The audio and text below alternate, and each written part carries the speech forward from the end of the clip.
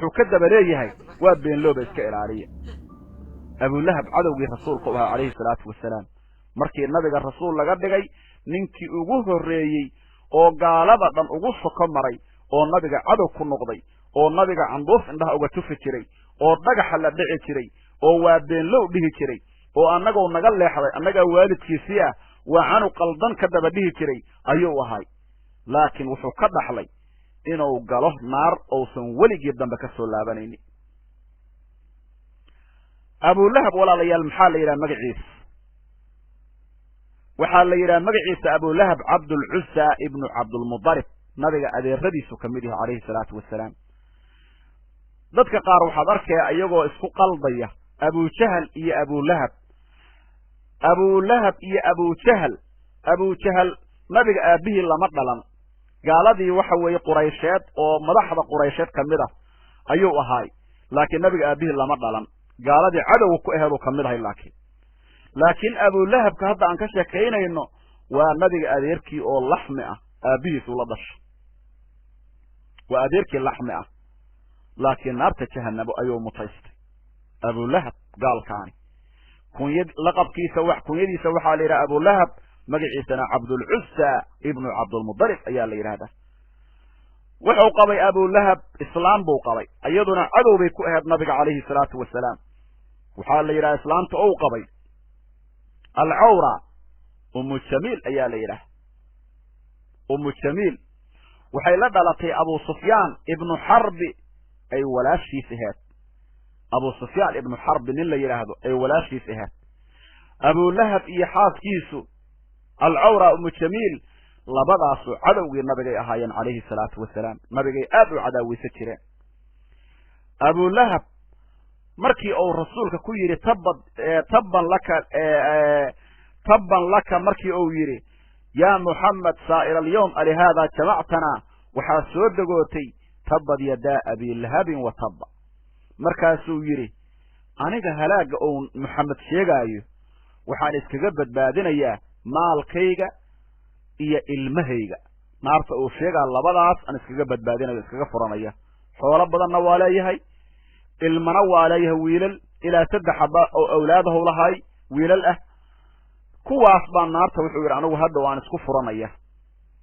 markaasaa waxaa soo degootay maa aqnaa canhu maaluhu wamaa kasaba xoolihiisa iyo wuxuu kasbaday oo ilmihiisa ahi labaduba waxba ku tari maayaan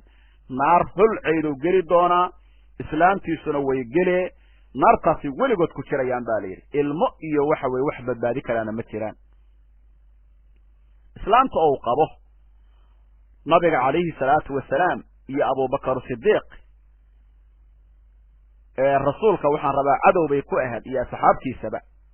markii ay maqashay aayadaha ku soo degooday abulahab oo ninkeeda ah ay waxay tidhi maxamed waaba soo dilayaaba marka maadaama uu qur-aanka uu nagu caayay oo aniga igu tilmaamay inaan xaaba qaadid badanahay waaba soo dilaa bay tiri way soo baxda dhagxaan bay soo qaadataa la yidhi rasuulka calayhi salaatu wasalaam iyo abubakar sidiiq oo kacbada agteeda fafadhiya ay soo aaday ayadoo dhagxaan gacanta ku wadata oo rabta inay nabiga calayhi salaatu wasalaam ku dhifato markay rasuulka u soo dhowdahay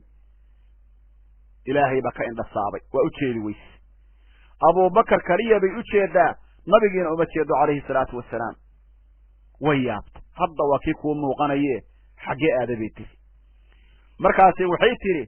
yaa abaa bakarin balaqanii anna saaxibaka yahjuunii waxa i soo gaaray tiri saaxiibkaagu inuu nacaynaayo nabigay ka wadaa calayhi salaatu wasalaam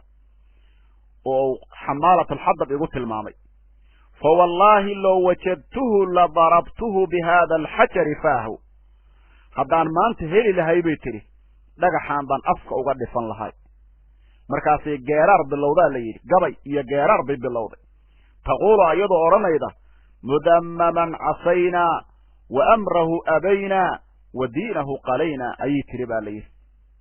mudammaman mid la ceebeeyaan casaynaa ku caasiyownay wa amrahu arrintiisoo dhanna abaynaa waanu diidnay wa diinahu diintiisana qalaynaa waan u cadhoonnay tidhi saasay ku tiri nabiga ka wada calayhi salaatu wasalaam ma nabi maxamed mudamam ma diintiisa wax la diida ayada musiiba ku dhacday thumma sarafat waana iska dhaqaajilaa leeyahay nabiga uma jeedo calayhi salaatu wasalaam abu bakr siddiq baa wuxuu yiri ya rasuul allah amma taraha ra'atka nabiga ilaahayow miyaadan u jeedin inay ku aragto miyaadan u maleeyeen baan rabaa inay ku aragto anigaba way ii jeedaa aduguna waad ila fadhidaa anna waa ku jeedaahay say noogu jeedi weydi rasuulku markaas uu yiri calayhi salaatu wasalaam ma ra'adni buu yiri ima arkin buu yiri ima jeedin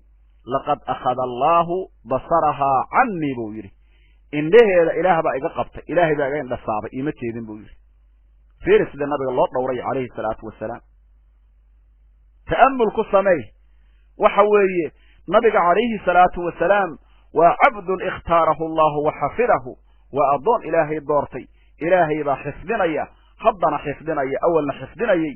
sharaftiisa adduunka kuwa jooga waxa weeye oo bildamada iyo musawirada iyo waxyaabaha xun ka sameynaya oo nabiga waxa weeye suurad bedelaya oo nabiga magaciisa iyo amaantiisa iyo sharaftiisa iyo jiridiisa wax u geysanaya waxay ka qaadayaan ma jiraan walaalayaal ilaahay baa jeclaaday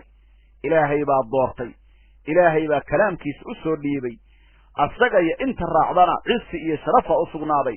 nabi maxamed jidkiisa iyo jidka ilaahay qofka diidana dhulli iyo halaag baa u sugnaaday iyo musiibo usan ka soo kaba doonin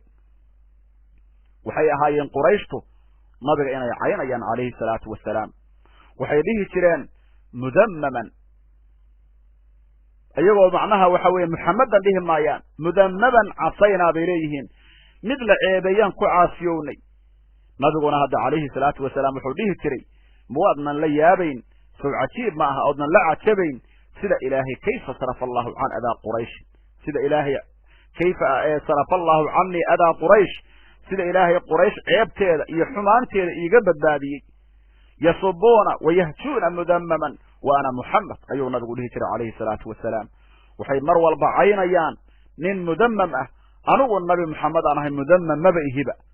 mudammam waa qof xun aniga marka ma ihi buu nabigu dhihi jiray calayhi salaatu wasalaam marka abu lahab gaalka la yidhaahdo sidaas ayuu ahay haddii aad tidhaahdo wuxuu yidhi imaamulkhaazin maxaa loogu kunyooday ilaa kunyadu waa tashriif iyo takrimi ah waxaa looga jawaabay waa marka koobaade kunyadan buu mashhuur ku ahaa oo isimkiisa aad looguma oqoon waa midda labaade isimkiisa cabdulcuza baa la yidhaah marka kunyadii baa loo leexiyey maxaa yeelay waxa weeye kunyadiisii ayaa loo tiiriye baa layidhi waa lima fiihi min ashirki liana alcusaa sanamun falam tudif alcubudiyatu ilaa sanamin maxaa yeelay haddii cabdulcuza la yidhahdo cusaha sharaf ee sanam ay caabudaan bay u yaqiineen ilaahay baana addoon loo noqdaa marka magac xun oo wax lagu dhawaaqo aan jirin waa laga wareejiya baa la yidhi midda saddexaad waxaa abulahab magaciisan ee kunyadiisa loogu yeeray ahlu naarkuu ka mid yahay naarta ayuu u leexan doonaa u dhammaan doonaa markaasaa naartiiba waxa weye aabba looga dhigay abulahabin holaca naareed aabaheed baa loo baxshay ama abilahabin islaanta oo qabo waxaa la odhan jiray umu jamiil waa soo sheegnay cadowgii rasuulkay ahayd calayhi salaatu wasalaam waxaa ka mid ah dhaqamada ay gabadhaasu samay jidhay abulahab ou qabo xaabo iyo qoryo ayay soo qaadaa jidka ayay nabiga u dhoortaa calayhi salaatu wasalaam waddada ayay u dhigtaa baa la yidhi ayadoo qoryahaas iyo qodxahaas iyo waxa weeye dhagaxyada ay waxyaabaha ay waddo habeenkii dhulkay ay jidkay nabiga ugu daadisaa si habeenkii markuu soco tego oo ugu kufo oy u mudmudaan dhibkaas nabiga ka shaqaynaysa calayhi salaatu wasalaam waxay kaloo ahayd baa la yidhi dadka isku diri jidhay dulmiley oo waxa weeye ummadda isku dirta oo sidaas ficilada xun samayday bay ahayd oo ummadda cadaawo iyo balaayo dhex dhigta umu jamiil baa la yidhaah alcawraa baa loo yaqaanaa waxay aakhirkeedii ku dhammaatay iyadoo qoryo xambaarsan iyo xaabo iyo qodxo iyo waxa weeye waxyaaba nuuca oo nabiga ay ku dhibi rabto meel bay inta daashay ku nasa maagtay